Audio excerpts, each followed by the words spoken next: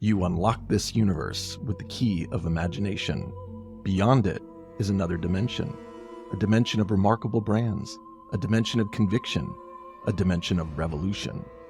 You are moving into a journey of breakthrough ideas, actions, and progress, of remarkable, positive, and enduring impact. Welcome. You've just crossed over into the Dent Zone. Welcome to the Dent Zone, where we demystify what it takes to build profoundly impactful brands. I'm Robin Young. I'm Chad Dick. We're from Denter, a strategic consultancy that helps you and your team to activate profound impact on your company, category, or the world at large. So today's episode was actually inspired by a LinkedIn post that I did a few weeks ago that had a ton of reshares on it, a ton of comments on it. This just seemed to be, a sticking point for people. It seemed to be either a point of contention or maybe just a subject that people had a lot of opinions about. So we thought it would make an interesting podcast episode for us. So today we're going to be demystifying the term brand. What does it actually mean to have a brand? Yeah, I think one of the ways to think about this topic is this is a marketing and branding basic conversation, but it's one where lots of people are using the word brand and there may be a misunderstanding about what it means or it's being misused. So we're going to share our point of view about what is our understanding of what a brand is and what it means and what it does, and not just casually toss it around as a brand in conversation without really understanding its deeper, fuller meaning and how it's a valuable asset to making a deep, profound, lasting impact on the marketplace. Right. So the term brand, originally it was used by ranches, farms, as like a way to put your insignia on your livestock. And it was a way to show ownership over cattle and whatnot. And so I think that there seems to be this perception that if you put your logo on something, like that, your logo is the representation of your brand. And honestly, as someone who owned a indie creative agency for 7 years, I had this trouble a lot. I had a lot of conversations that would start with, hey, I need you to help us to develop our brand. And the conversation almost always led into, we need a logo, we need graphics, we need color schemes, we need typography, we need all this collateral that has our logo on it. And I think that we tend to put a lot of focus on the tangibility of what is meant to just be a representation of our brand, right? What's meant to reflect and illustrate our brand rather than what a brand actually is. Your brand is a shared idea, a shared concept. It's a reputation. The part that you have control over is what's the identity that you want to build. But you don't have full control over how somebody then perceives your brand. I can have the best intention with how I want my brand to be perceived, but I don't have control over how somebody perceives it. So that's why it's something that's ongoing. I think we need to redefine and talk about the difference between brand versus branding. So we like to think of branding is your logo, your color scheme, any custom graphics that you have that would give me a sense for your brand, even if I didn't see your name attached to it, right? And those are important tools that you can use that are representations of your brand, but they don't actually make up your brand. Yeah, it's funny when you think about it. You reference the days of the pioneers and the cowboys. It even goes further back than that. Think back to the medieval days. The maker marked the sword with a hot brand, right? So it's funny to us that here we are in 2023 and many people are still running around with a definition of brand that harkens back to the pioneer days or the medieval days. It seems like we need to have our definition of brand and our understanding of brand evolve with the times. Brand is much more than just a visible, tangible mark on something. So that's your branding, but that's just the beginning. And I think what we've grown to see is that brand has a sort of a spectrum of value that it represents. At one end of the spectrum, something without a brand we might call a commodity. It has no brand on it whatsoever. A product, a thing, a service. But without a brand, it's generic. And then at the whole other end of the spectrum is this higher notion of brand, which represents something bigger. Could be a bigger ideal, could be a bigger story, could be a bigger purpose. But at the end of the day, you know you've got a good brand when people are connecting with it, relating with it almost on a human level. And I think people can relate to your collateral, your experience, and things like that. You may find opportunities where people are responding to those things. We're not saying that those are not important tools. What we are saying is that the sum of all the parts isn't what makes up your brand. It's actually the center of gravity and the heart and soul of what you stand for, what your shared concept or idea is, what you believe to your core, what your identity of your brand is, that then is reflected by those things. That's what they're really responding to. Just simply putting your logo on something with no regard to what the thing is and how that's a reflection of what you want that identity to be, it doesn't work. That doesn't mean that you have a brand, and it doesn't mean that item is on brand. And Chad and I were talking about a good example of this the other day with when he was at the airport and he found a neck pillow with a Harley Davidson logo on it. Yeah, it's like just slapping your logo on something doesn't actually make it fit with what the brand represents and stands for. And I had a good chuckle about it. It was a pink pillow with like a leopard skin print, like they were trying to be, I don't know, a little Pink it and irreverent shrink it. But it was, yeah, I was like, I have a tough time seeing any leather-clad, black leather-wearing, grizzled beard, bandana-wearing dude carrying a pink leopard-spotted neck roll with a Harley Davidson logo on it. It just doesn't fit. I think one of the questions we need to ask ourselves is, why is this confusion happening? And while we are a company that puts a great deal of emphasis on actions in order to deliver impact, this is a conversation in a lot of ways that also is important about the words that we choose. So we talked a little bit about the distinction between brand and branding. Watch your words, because they aren't the same thing, and yet people use those two words interchangeably. Similarly, people use brand and logo or brand and word mark as the same thing. They're not the same thing. Think of word mark and logo and colors as expressions of the brand, but the brand is the bigger idea that you were just talking about there, Rob. And I think the third one that my observation would be, and I'd be curious to know your thoughts on this, is I think there are a lot of people who use the word brand and marketing interchangeably as if they are the same thing. Do you think they're the same thing? I don't think they're the same thing. And this is a point of contention for me in the agency world, is that I feel like all of the emphasis was on campaigns and deliverables. Now, again, I'm not saying that these things aren't important, but you don't start there, right? You have to have a deeper understanding of what is that point of view? What differentiates us? What is the thing that we want to become known for first? Because when you jump the gun and you go straight into what you think the audience wants, it gets you into danger very quickly. If you put all of your emphasis into thinking that deliverables make up your brand, it gets you into trouble really quickly. Thinking that you have a brand because you have a logo and a website and collateral and a smart campaign is a bit like buying a bunch of toys and calling it a childhood. It's not the same thing. Those toys might be part of building that childhood, and they might be physical representations for you, what you think of when you think of your childhood, but it's not your actual childhood. Your childhood is something that's intangible. It's made up of memories and emotions and like sensory touch points. And it's a very complex thing that cannot be described with the tangible aspects of your childhood. So I think that's the reason we have so much trouble grasping onto it, is because it's not something to be grasped, and it's not something that's a one and done. We were talking about this the other day too. The problem with thinking that your marketing is your brand is that then you think, oh, we just need to come up with the best campaign and then our brand will be worth hundreds of millions of dollars. No, it doesn't work that way. It starts by first having a point of view. Yeah, I love that metaphor, because it's like it's an experience is basically what you're saying. A childhood is a cumulative experience of perhaps playing with those toys and many other things. So if we think about our brand ultimately as a human experience that people have, then you're starting to look at brand as almost a personification. It becomes almost like human-like qualities. And so we talk about identity, right?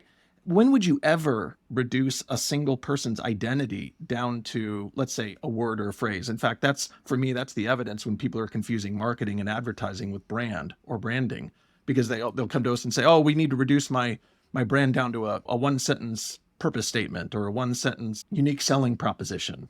I can't reduce my identity down to one sentence. I'm more complex than that. And I think the best brands actually are complex and multifaceted. So if we think about them more like human beings that we have relationships with on an emotional level, on a relationship level, on an experience level, then I think we're getting at a more modern understanding, definition, and interpretation of what brand means. And I think you can see that's much, much higher order, connects with the ideas of having a bigger story, a bigger point of view.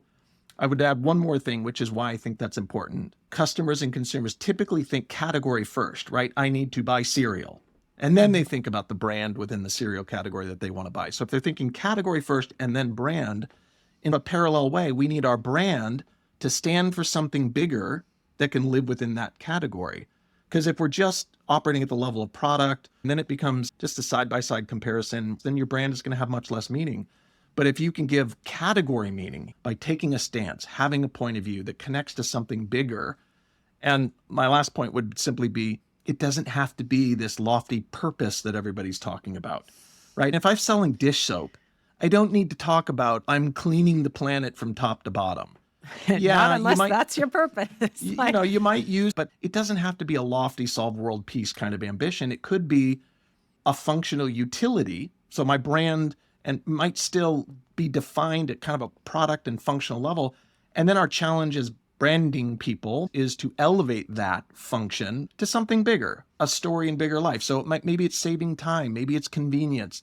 Maybe it's letting you spend more time with family and increasing the benefits of family time or whatever it might be in your respective category. But just finding something a little bit bigger than just the product and the brand that you can connect to, I think will help pull the brand up where it belongs and distinguish it from some of these other words that a lot of people get confused by. And I think a good example to illustrate that would be if we look at the category of water.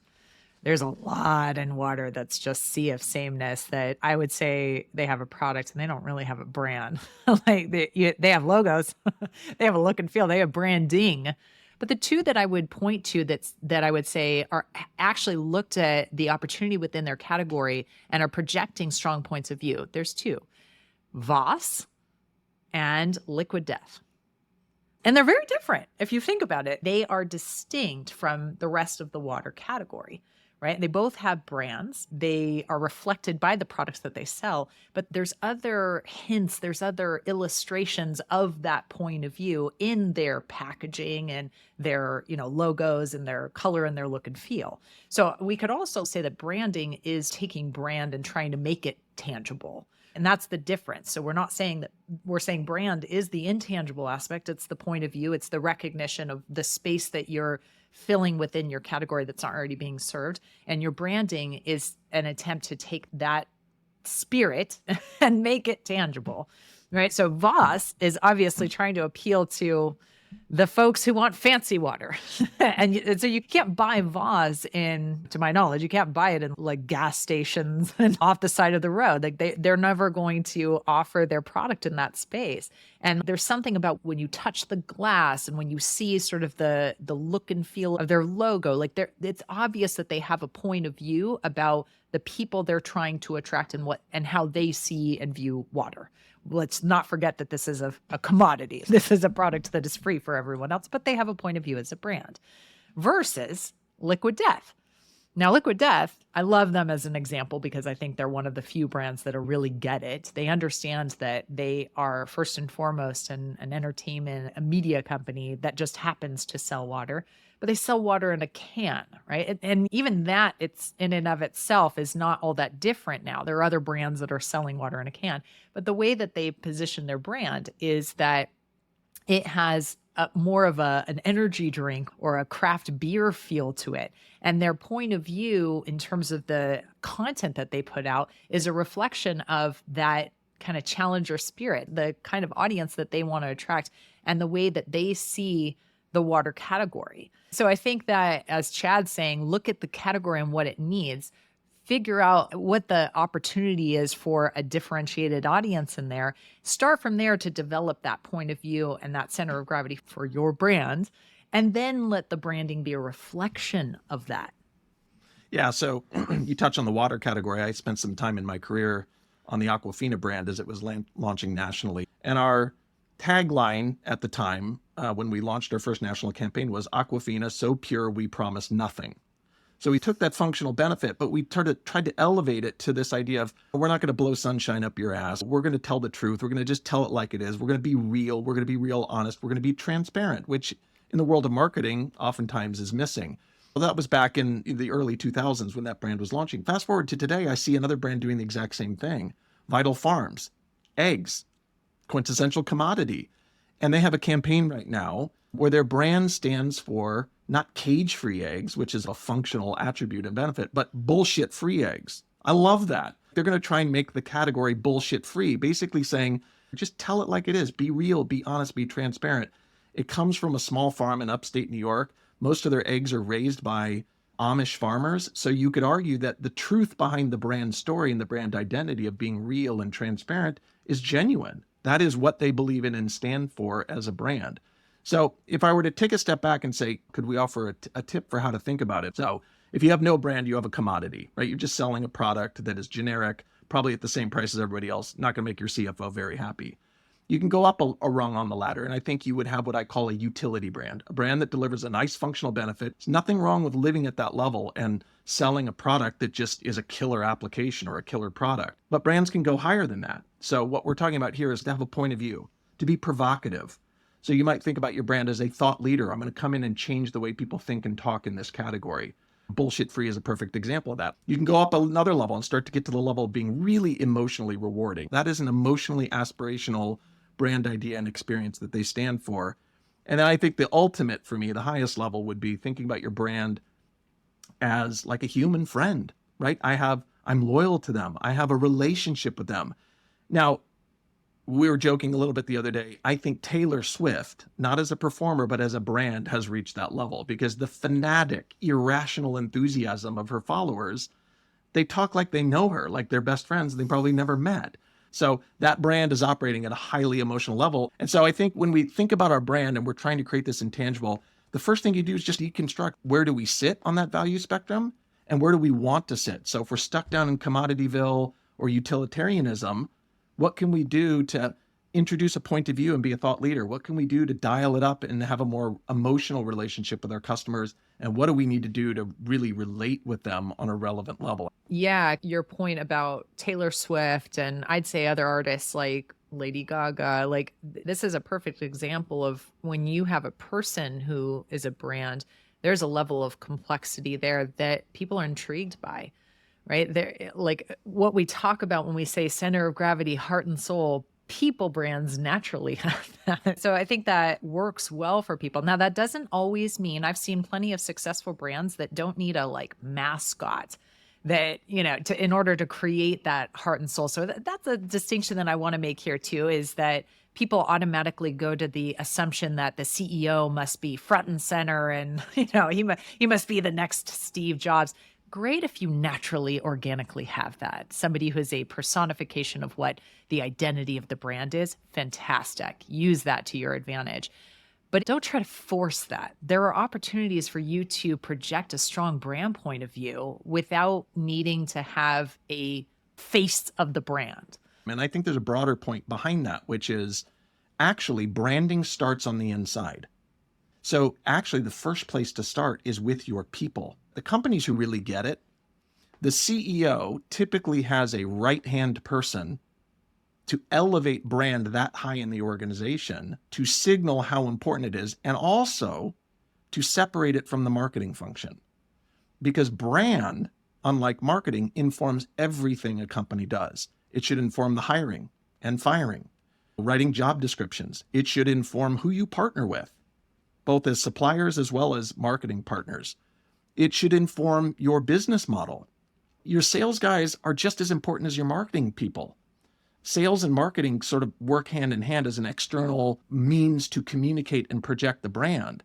But to say that the marketing department owns the brand any more than the sales department does, I think is a mistake. And you only get around that by putting brand at the highest level in the organization. And the last person in that equation that I think is the most important is the chief personnel officer, because you have to make sure your people internally understand, can articulate, and buy into the brand before the customers will. Because if your internal people don't, it will belie you to the outside world. People will see right through you. They can tell you're faking it. So the best way to begin to build that sort of human relationship connection is to do it internally with your own people. Yeah, I think that's an important point I'm trying to make here too, is that everybody in your company should be championing the brand. Everybody should be looking for opportunities for that brand point of view and that identity to be reflected in what they do and even what they don't do. I think you run into trouble where you have folks on your sales team and say, I don't deal with the brand, that's marketing. That is real. That's a dangerous place to be in. It should be incumbent upon everyone. And more importantly, for those people to put red flags up when they're doing anything that feels off brand. Everybody should be looking for those opportunities to both project and also to maintain the integrity of your brand. So two of the things that we do at Denter that I think are really important to note here, the way that we look at brand opportunities and how can you project that point of view once you have that ironed out, you're clear, you're confident, you have the commitment to it. The first thing is that what we'll do is look at what are all the things that you're currently doing and assess or do an audit of it. What is currently on brand? What isn't on brand? And what's sort of in what I'd call like that yellow category of it's not really doing anything for us. It's not really doing anything against us. So I think this is a tool that CEOs and leadership could use to assess, first of all, how well do we actually have a understanding of what our point of view is? And now how well are we reflecting that in everything that we do? Because everything is an opportunity to move that brand point of view further. Take an audit. Like, do you know what your brand point of view is? Great. If you do, how well is that being reflected in everything that you're doing? The second point that I love about how we look and approach brand at Denter is we look at all opportunities within every department, not just marketing. The folks that think that brand is only represented in marketing are missing the boat. They're missing the opportunities because it can be reflected in, as Chad said, who you partner with, what your product is, what additional product options you have. Yes, PR, but also your culture, how your people feel about your brand. People talk on social media. If you are all lip service, the house of cards is going to start to crumble very quickly. So I think if you're the kind of company that can realign yourself by understanding that everything you do from the simplest interaction and touch point with your customer to how your own people see your brand is an opportunity for you to project that point of view, then you're going to be in a far superior position to assert yourself. So one call to action from this conversation is just to be mindful and aware of a couple of things. So the first is be really mindful and aware of the language you use. Brand and branding are not the same thing. Branding and marketing are not the same thing. Brand and marketing are not the same thing. So be really conscious and intentional about how and when we use that language, because if you just throw it around casually, I think it's going to perpetuate the confusion and the misunderstanding of what we mean and what we think is represented by the bigger ideal of a brand. The second one is think about your organization and your people. Take extra time. Get your people together and have a regular conversation to make sure, A, everybody understands what the brand definition and identity is, but more importantly, can they apply it? So can they use it as a source of inspiration? Can they use it as a filter? And it just takes practice. And trust me, I brought people into a room, 25 people who all tell me they know the brand inside and out, and 5 minutes into the conversation, we have a 25-way debate. What you need to make sure, though, as the custodian of a brand, is that we're all singing from the same song sheet. And then the last thing would be, to the extent you can, think about organizationally. Set your organizational structure up for success. So what I would say is a yellow flag, red flag is if you're at a company that puts marketing as a function way down below in the hierarchy of things, that would concern me because that shows not a very deep appreciation of brand. So if there's a way to advocate or create putting brand at the highest level of the organization up in the C-suite, and that's probably more for the senior folks who are listening to this podcast. But think about it. Like if you've pushed brand and marketing down to the level of accounting, it's never going to be able to have the full impact that it could on people, business, and then the brand and marketing function as historically it's been defined. So I think those are 3 sort of internal takeaways and calls to action I could offer from this conversation. What about you, Robin? What do you think? I would agree. And to turn it into more than just thinking, into action and behavior, I would strongly recommend that you look at it both retrospectively as for as well as forward thinking. So retrospectively, what have we done in the last 6 months, 3 months, whatever you want to look at? Put everything up on the wall and look at how much of this is reflecting the point of view and the reputation of what we want to create with our brand. Start to put action in place to make those changes and to get yourself into a better position of actually projecting what you want. And then forward thinking, see if you can put a stop loss on anything that you have coming up that you think is not a clear reflection of that brand. So I would say if we could take what your thoughts are and put them into actual action, that's part of what we stand for at Dentor. So that's the action. That's the CTA I would give you. Yeah, I would build on that and say, we're not going to offer today a single tool that will answer this question, because we know from working with so many different clients in so many different industries, everybody's got a different framework and tool for how they want to define their brand. So I don't think it's a question of, oh, let's come up with a brand key or a brand pyramid or a brand honeycomb that will help us define brand better. No. We always can work with those with our clients, but we do have some core elements that I think are essential to building a strong brand at that human level. And the first is have a point of view. And we define a point of view as making a statement that someone will necessarily disagree with. If everybody agrees with it, it's a platitude, it's a proverb, it's not a point of view. So having a point of view.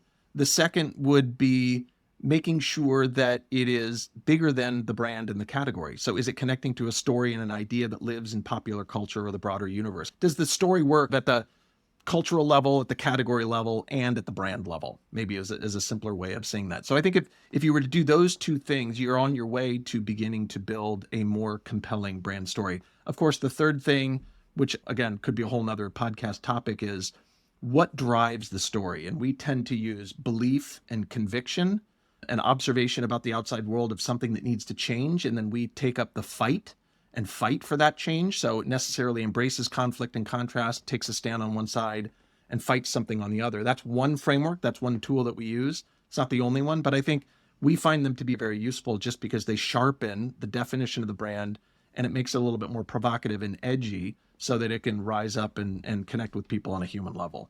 Thanks so much for listening to this episode. If you want to learn more about what we do at Dentor, you can reach out to us at hello@Dentor. That's DENTR.co. And if you really liked it, make sure you subscribe to our show. And share it with friends. Pass it and along. Share it with friends. All right. Thanks, guys.